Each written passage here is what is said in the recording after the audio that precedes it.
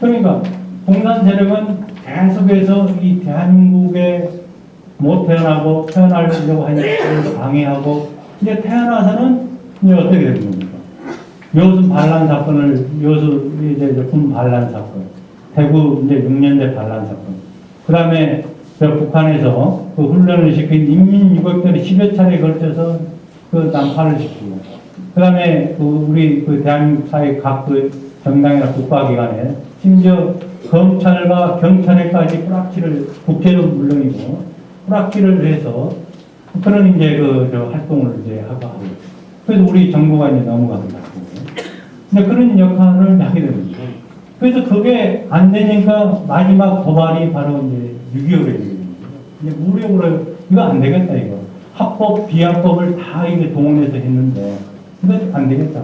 그래서 대한민국을 아예 그 군사를 무력으로 쓸어버리고 이걸 공산화를 시켜야 되겠다 한마디로. 그게 이제 바로 이제 6.25 전쟁이거든요.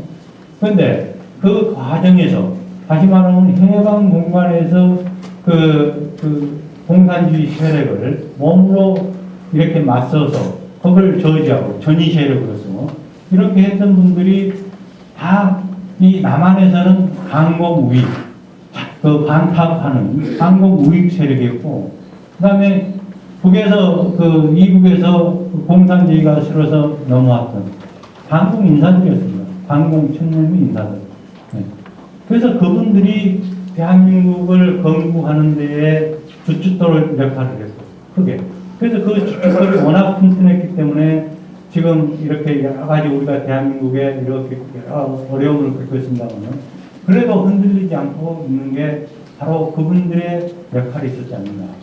그 다음에 그 6.25 때도 그 국共내전에서 장개석 군대가 그 마지막 그 양자감이 무너질 때는 그 30만, 40만이 집단으로 어택동 군대한테 투항을 했습니다.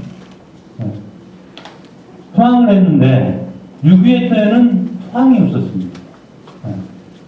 어떻게 해든지 도망쳐가지고 남쪽으로 넘어와서 다시 국군에 합류를 했거든요. 그것은 우리 저 군 역사를 보면은 육사 그 5기부터, 그러니까 육사 1기부터 4기까지는, 이분들은 이제 저 46년에서 47년에 인간한 분들인데, 이분들은 군사 경력자들, 다시 말하면은 일제시대에, 일제강점기 시절에 하여간 뭐 일본군이 됐든, 안주군이 됐든, 강복군이 됐든, 군사 경험이 있는 사람들을 대상으로 뽑았어요. 그런데 이제 5기부터, 그러니까 이제 그 대표적인 분이 이제 최명신 장군이요. 조을 사령관이었던. 그분이 이제 그 이북 사람인데, 근데 그분부터 순수하게 민간인 출신을 이제 모시고 있어요. 우리 육사에서, 현행에. 그래서 그때에 그 한 380명이 그 인간했는데, 그 중에 3분의 2가 방공, 이북에서 넘어온 방공 총리들입니다. 그런데 그분들이 그 전쟁 때 북한군에게 투항하겠습니까? 아무도 불리하더라고요. 안 하죠. 그 다음에 5기뿐만 아니고 6기, 7기, 8기. 거의 그 3분의 2 이상이 이북에서는 방공천령이고, 그 나머지는 남한에 있던 그 방공 우익 청년들이 군인을 받습니다.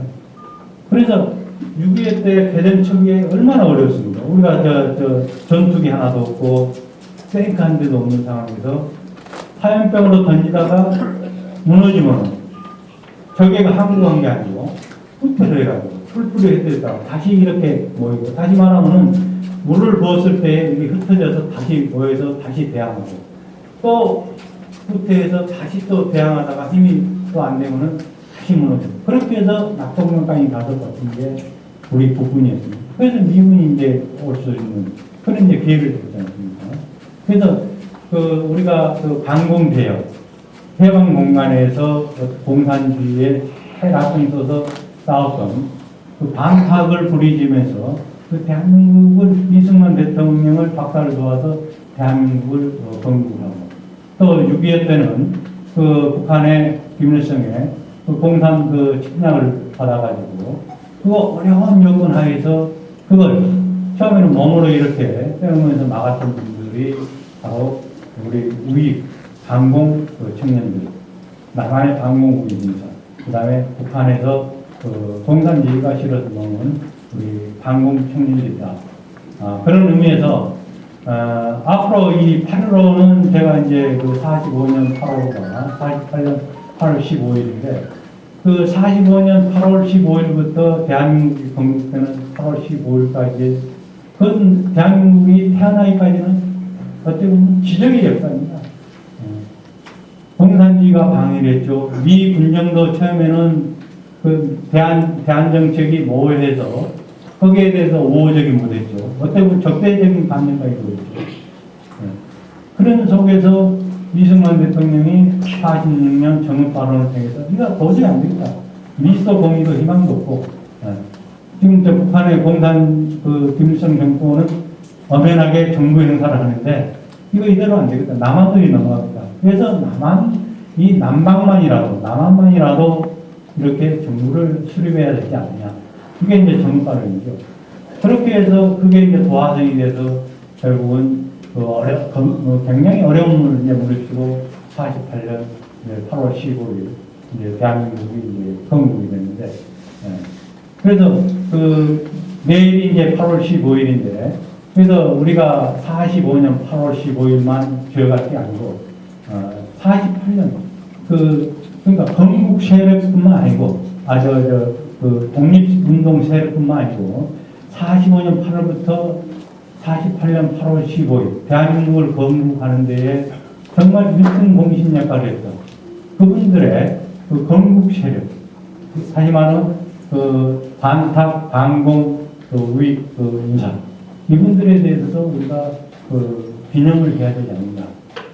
그렇게 강조하면서 제 그 짧은 강연을 마치도록 하겠습니다.